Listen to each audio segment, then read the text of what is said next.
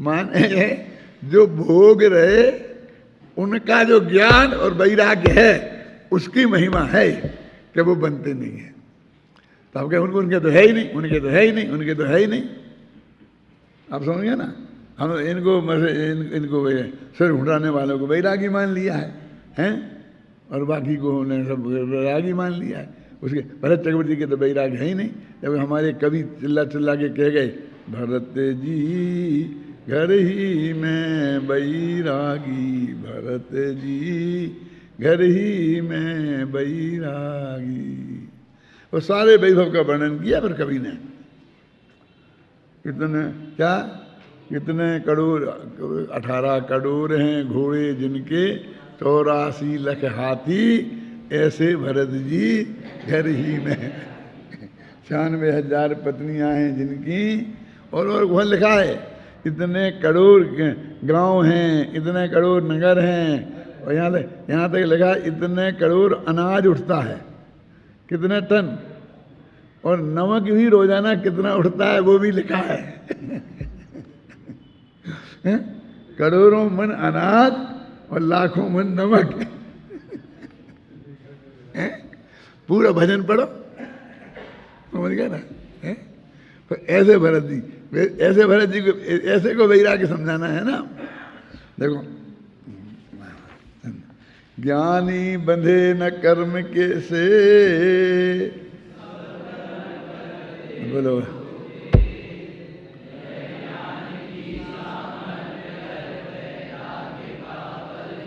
मैंने समझा कि दोहा होगा इसलिए वैसा बोला था। क्या ज्ञानी बंधे न कर्म से, सब कर्म करते भोगते, यह ज्ञान की सामर्थ्य और वैराग्य से बल जानी है। अर्थ करने की जरूरत नहीं ना। अब बनारसी दास जी ने देखो इतना 2 लाइन का छंद था संस्कृत में भी, और 2 लाइन अपन ने हिंदी में निपटा दी, और एक शब्द भी ऐसा नहीं बचा जो अपने छंद में नहीं आया हो। और बनारसी दास ने इतने छंद लिख दिए उसमें। वो तो अपने में मस्त थे, उन्हें इससे मतलब नहीं था कि वहाँ 2 लाइनें हम 36 लाइनें क्यों लिख रहे हैं। आगे ही समझ में तो लिखते गए, और जहाँ नहीं आई तो 10-10 छंद भी छोड़ दिए। उनके बारे में कुछ नहीं लिखा। क्या अमृतचंद्र ने भी ऐसा किया। पहले मंगलाचरण के छंद लिखे, और जो इतनी महत्वपूर्ण गाथाएं थी 6वीं, 7वीं, 11वीं, उनके बीच में एक भी छंद नहीं। क्या 12वीं गाथा के बाद में फिर छंद लिखा। बोलो पहली से लेके 12वीं 11वीं गाथा तक एक कलश नहीं लिखा। अब फिर अच्छाई बुराई मत खोजना, फैक्ट खोजना। और फिर पद्म पुराण मलधारी देव को देखो तो हर छंद के बाद एक छंद तो लिखेंगे ही लिखेंगे, चाहे जो कुछ हो जाए, चाहे उसमें जरूरत हो चाहे नहीं हो। देखो कि तुम्हें क्या तकलीफ है, उन्हें लिखे तो लिखे, तुम्हें क्या तकलीफ है, हमें तकलीफ है ना, इसलिए तो हम कह रहे हैं कि गाथा बिल्कुल एक सी चल रही है 6। अब उसमें हम चाहते थे कि इकट्ठा 6 को लिख करके इकट्ठा अर्थ कर देते, इकट्ठा समझा देते, इकट्ठा भावार्थ लिख देते। अब नहीं कर सकते, जबकि हमने प्रवचन सार में, समय सार में ऐसा किया। अब आत्मघाती टीका को भी हमने जोड़ दिया, ऐसा किया ना, आपने देखा हो ध्यान से। तो इसे नहीं जोड़ सकते। अब 2 गाथाएं ऐसी हैं कि जिसमें सिर्फ एक शब्द बदला है। पहले में लिखा राग द्वेष परिहारे, और बाकी गाथा बिल्कुल एक सी। और दूसरी गाथा में लिखा विकल्पा भावे, सर्व विकल्पा भावे, बस खत्म। रागादि के परिहार में जो ऐसी दशा होती है तो वो है, वो क्या है, योग भक्ति है। और फिर लिखा विकल्प के अभाव में ऐसी दशा होती है तो योग भक्ति है। अब बिल्कुल 3 पद बिल्कुल एक से, सिर्फ 2 ही। हमारा काम इतने से चल जाता कि हम कहते राग आदि के परिहार करने वाले और सर्व विकल्पों का अभाव जिनके हो गया है, ऐसे जीव जो आत्मा का ध्यान करते हैं वे योग भक्ति वाले हैं। हो जाता है ना काम है 2 लाइन में हमारा।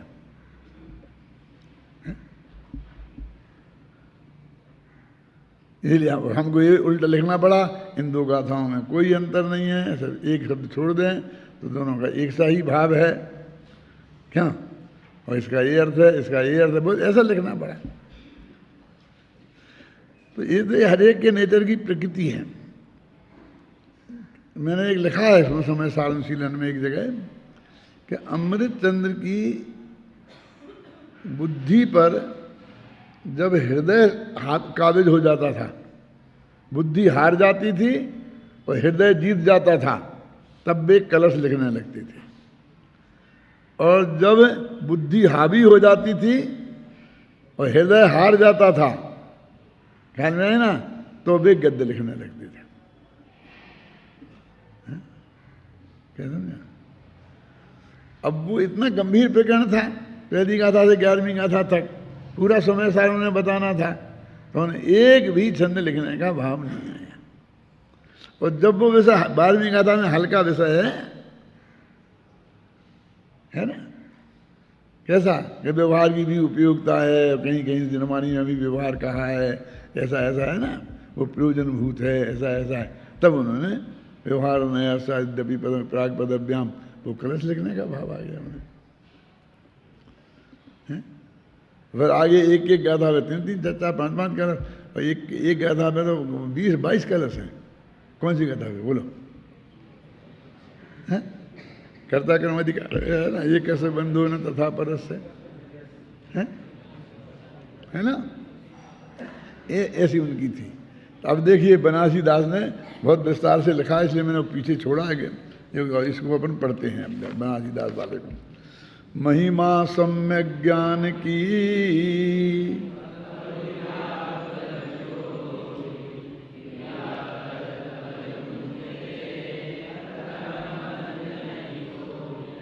ये तो सम्यक ज्ञान की और वैराग्य के बल की महिमा है कि क्रिया करते हुए भी कर्म का फल नहीं भोगना पड़ता उसे, हैं? क्रिया करत फल भुंगते, माने उनका कर्ता भी है और भोगता भी है, फिर भी कर्म बंद नहीं होता। तो छंद का अर्थ तो आ गया, उनका भी काम एक दोहे से चल गया।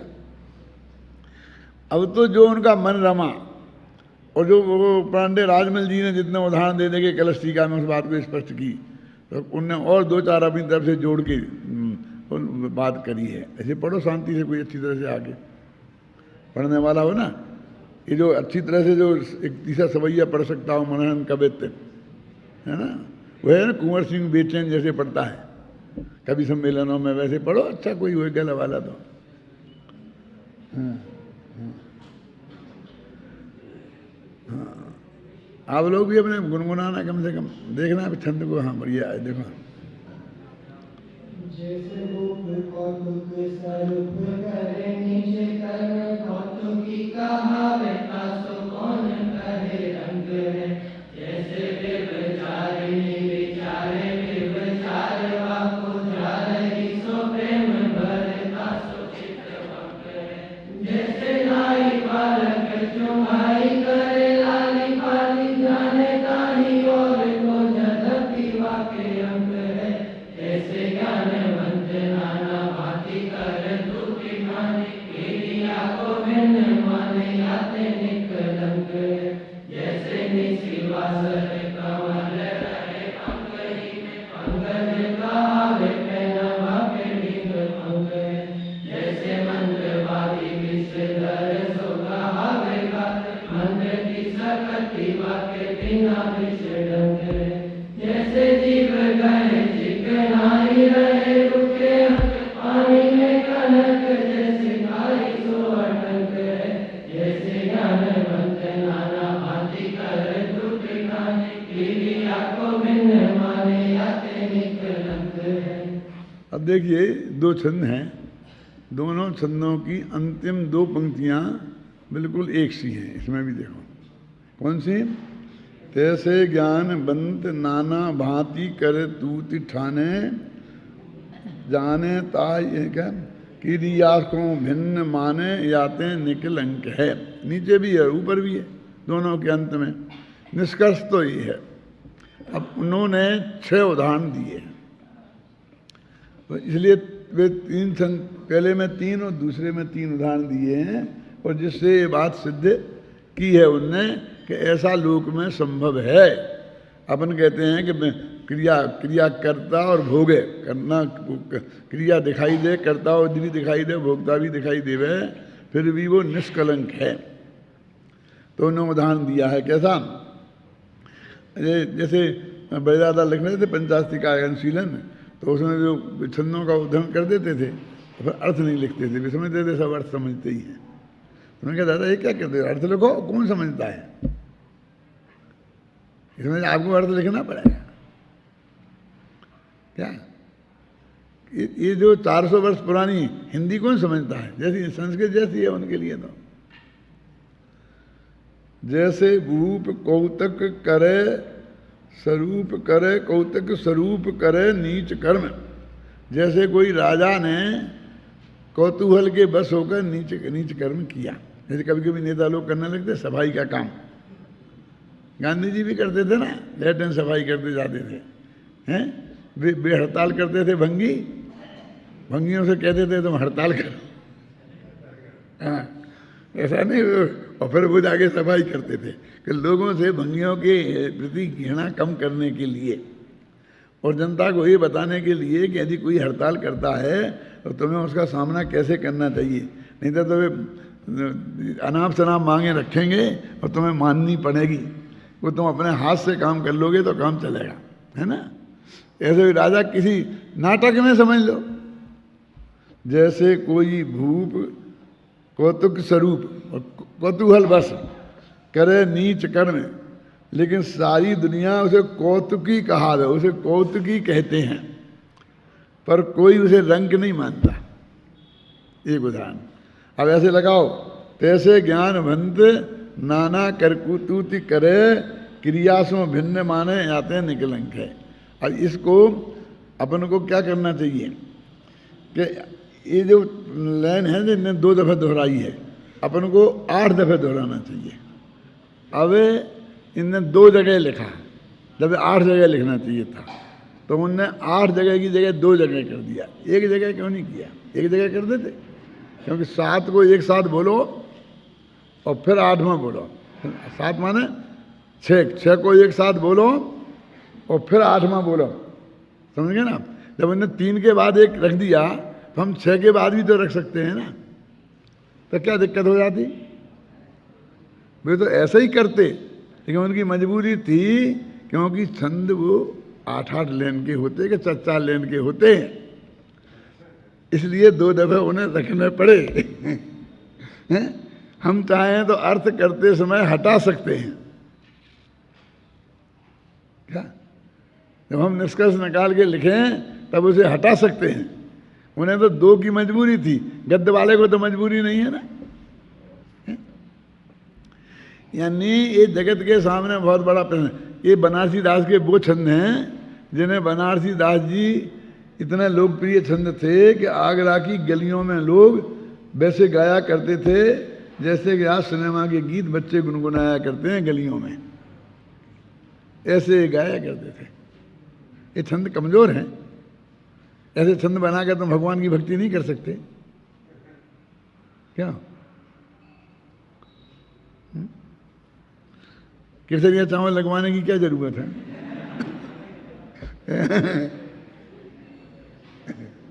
देखो जैसे भूप को जो हो गया ना, जैसे भी विचारनी विचारे भी विचार बाको, जार ही सो प्रेम भरे ताके चित्त। अभी बनारसी दास लिख सकता है, मानो श्रृंगार रस का कवि था ना, इनकी एक किताब थी जो उन्होंने गोमती में बहा दी थी। वो उस जमाने में पैदा हुए थे बनारसी दास जी, जब तक एक रीति काव्य नहीं लिखा जाता था तब तक किसी को कोई कवि नहीं मानता था, आचार्य नहीं मानता था। जो है ना आचार्य केशव, आचार्य चिंतामणि, कौन सी शताब्दी के हैं ना, बनारसी दास के ज़माने के रीतिकालीन कवि हैं। रीतिकाल समझते क्या समझ दो, तुम विद्यार्थी जो पढ़े होंगे थोड़े बहुत जानते हो कि नहीं। रीति काव्य उसे बोलते हैं ये छंदों का स्वरूप क्या है, अलंकारों का स्वरूप क्या है, इसकी किताब लिखे। इसकी जो किताब लिखे उसे रीति काल के आचार्य कहते थे, उन्हें आचार्य कहते थे। आचार्य कौन है कि छंद कैसे बनाना चाहिए, कौन से छंद में कितने अक्षर होते हैं, कितनी मात्राएं होती हैं, कौन मात्रिक छंद हैं, कौन वर्णिक छंद हैं, समझे ना। तो ये इसमें कौन कौन से क्या अलंकार हैं, इनका पूरा वर्णन वो करते थे। तो उनके करने की विशेषता क्या थी, जो मैं बताऊं आपको थोड़ा रीति काल की। कि जब वो किताब लिखते थे तो आर्या छंद लिखें वो, तो आर्या छंद की परिभाषा लिखें, तो वो आर्या छंद में ही लिखेंगे, हैं क्या समझे। और श्लोक की परिभाषा लिखें तो वो अनुष्टुप छंद में ही लिखें, श्लोक में ही लिखेंगे, समझ रहे। किसी को पता नहीं होगा। किसको पता था हाथ उठाओ, जो हुए पता है, जब एक हाथ उठा दीजिए। जैसे यस्या प्रथमे पादे द्वादश मात्रा तथा तृतीयेपि अष्टादश द्वितीये चतुर्थी पंचदश सार्या। तो ये छंद भी आर्या है जिसमें परिभाषा लिखी। और श्लोक का, श्लोके षष्ठम गुरु गेयम सर्वत्र लघु पंचमम। श्लोक उसे कहते हैं जिसमें हर छठवां अक्षर गुरु हो और पांचवां अक्षर छोटा हो। माने उसी छंद में यदि वे मनन कवत की परिभाषा लिखेंगे तो मनन कवत में लिखेंगे। अच्छा, फिर उसका उदाहरण देंगे। उदाहरण देंगे तो वो खुद ही बनाएंगे, किसी दूसरे का नहीं देंगे। जैसे अपन लगा तो तुलसीदास दोहा अपन ने लिखा और तुलसीदास का दोहा बोल दिया, मलन बस ले सब, ऐसा नहीं। वे दोहा भी, उदाहरण के लिए भी दोहा खुद बनाएंगे। तो ऐसी किताबें उस जमाने में लिखी गई। ये रामचंद्र का है ना, रामचंद्र का नाम सुना, किताब का नाम है। उसमें दुनिया में जितने छंद हो सकते हैं वो सब छंदों का प्रयोग किया। आचार्य था ना केशव। तो आखिरकार बाद में वो इतनी रूखी हो गई उस छंदों के आग्रह से कि लोग कहने लग गए कि केशव का काव्य कला का कठिन प्रेत है, भूत है, भूत। ये भूत चढ़ गया था उन्हें। क्या कि हर छंद लिखना और हर अलंकार बताना, और उनका कोई रस नहीं, मजा नहीं आया, नीरस काव्य हो गया उनका काव्य। कि कैसा कि बगीचे का वर्णन कर रहे हैं। अब बगीचे का वर्णन तुमने और भी कहीं पढ़े होंगे, लेकिन केशव को पढ़ो तो क्या लिखते हैं, अर्जुन भीन महामति देखो, पांडव की प्रतिमा से लेखो। क्या है इसका कि वो बगीचे में अर्जुन नाम के वृक्ष थे और भीम नाम के वृक्ष थे। इससे मालूम पड़ता था कि पांडवों की प्रतिमाएं लगी हों। अब अर्जुन वृक्ष आज तक किसी ने देखा नहीं, अर्जुन की छाल तो आती है वो, समझे ना। और भीम नाम का वृक्ष भी होता होगा, जब सीताफल होता है और रामफल होता है,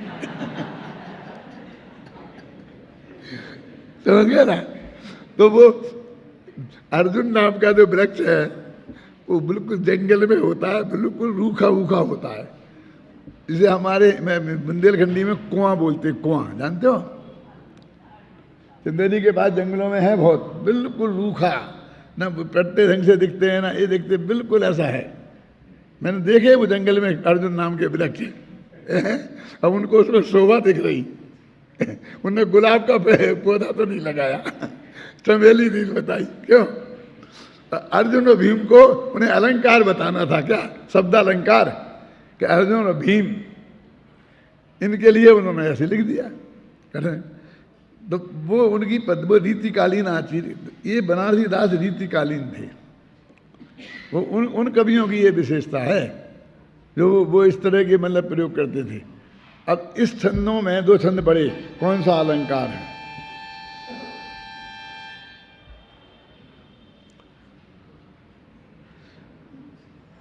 दृष्टांत माला, दृष्टांतों की माला खड़ी कर दी, 6 दृष्टांत दे दिए एकदम, है ना। दृष्टांतों की माला पहना दे जा रहा है, कैसे कैसे, ऐसे, जैसे जैसे जैसे जैसे जैसे, समझिए ना।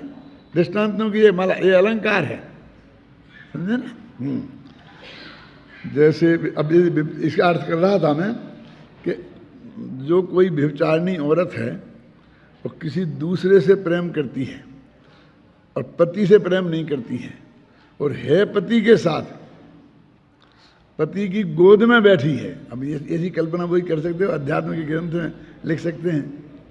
लेकिन उसका चित्त जो है अपने प्रेमी की तरफ लग रहा है।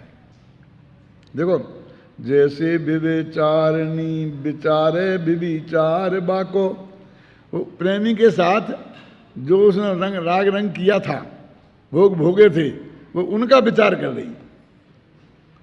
देखो, जैसे विवेचारिणी विचारे विविचार बाको, खुद का विचार पे विचार करती है वो। जार ही सो प्रेम, और अपने यार, जार माने यार, यार माने आज की भाषा में प्रेमी, लवर। जार ही सो प्रेम और भरितासों चित्त बंक है, तो पति के से उसके चित्त में टेढ़ापन है ना। जैसे विविचारिणी विचारे विविचार बाको, जार ही सो प्रेम भरितासों चित्त बंक है। आगे लिखा ना, देखो अभी ये इसमें भी कह सकते थे, जैसे धाई बालक के चुंगाए लाल पाली, जाने ताई और सो को यद्यपि बाके अंक है।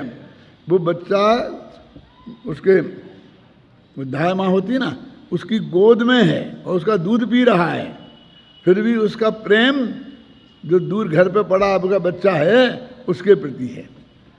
अरे सम्यक दृष्टि की हालत बता रहे, सम्यक दृष्टि की उपमा किससे दे रहे? व्यभिचारिणी औरत से।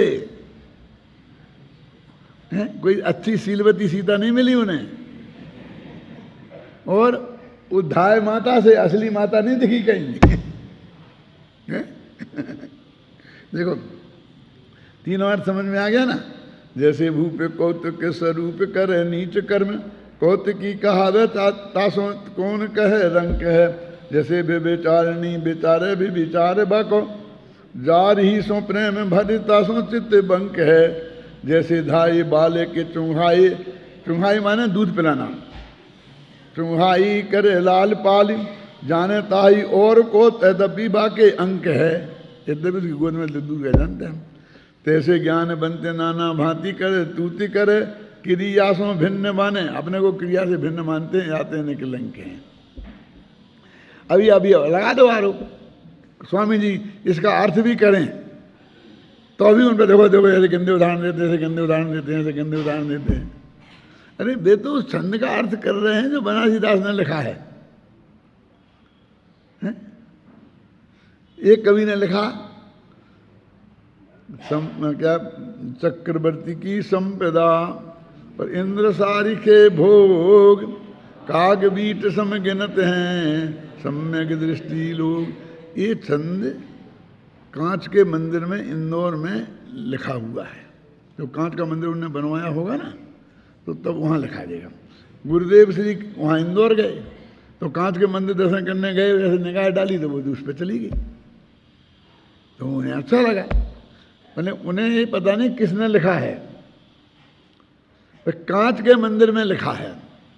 और उनने आगे अपने प्रवचन में कह दिया कांच के मंदिर में ऐसा छंद लिखा था कि चक्रवर्ती वो अपने जो छह खंड की विभूति है उसे कैसा समझते हैं, कौआ की बीट, माने बीट माने, तो उन्हें बीट समझाई।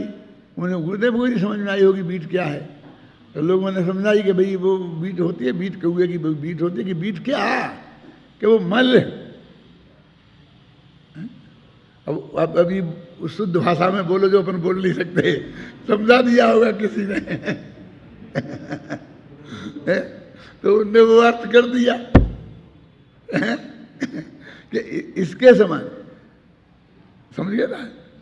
तो बस लोग उनके माथे पड़ दिया कि जी ऐसा कह रहे, जी ऐसा कह रहे, जी ऐसा कह रहे। अरे भैया मैंने कहाँ किया, मैंने कहाँ किया है?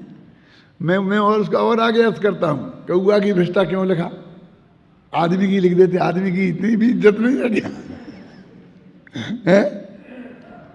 क्यों कि नहीं लिखा, कौए की लिखा। क्यों लिखा, क्योंकि आदमी की भ्रष्टा किसी काम आ जाती है। क्या क्या काम आती है, हमें तो आज तक पता ही नहीं है। अरे कुकर सुकर से पूछो आ जाती ना उसके काम। एक तो कौआ सबसे खोटा पक्षी बदनाम है ना। आदमियों में बहुआ और पक्षियों में कौआ है, और वो पशुओं में सियार, ये बदनाम है कि नहीं है? राधा नारायणाम नारतो धूर्ता, पक्षियों में जे तो एक तो कौआ, फिर वो काला, फिर उसकी इतनी खराब बोली, और वो कौआ भी कहना उन्हें बर्दाश्त नहीं है, इतना भी काम का नहीं है, तो उसकी भी बीट जो दुनिया में किसी काम नहीं आती, ऐसे पदार्थ से वो उपमा देना चाहते थे, इसलिए उन्होंने काक बीट लिख दिया। क्यों? कि बिल्कुल निरर्थक है। बोलो अब ये भाव को बताएं कि नहीं बताएं? ये जिसे वैभव तुम रुपया पैसा मान रहे हो, और मैं चौड़ा और बाजार सकड़ा हो जाए, पहले बहुत प्रेम से बात करते थे, तत्व की बात सुनते थे, दूर से नमस्ते करते थे, पैर पड़ते थे, अब ये पैसा हाथ में आते ही तो एकदम है ना, मालूम क्या हो जाता है? ये सब समझ, स्वरूप इसका क्या है? ये आंखों के रखे हाथ पे रखे आंगुले समान है कि नहीं है? ये पुण्य के वजह से आया कि पाप के वजह से? कि जिनवाणी का समागम छूट जाए जिसके वजह से? क्यों? देखो, तैसे ज्ञान बनते नाना भांति करे तुमते करें, क्रियासों भिन्न माने जाते ने केलंक है। अब दूसरे छंद का अर्थ कल टाइम हो गया है।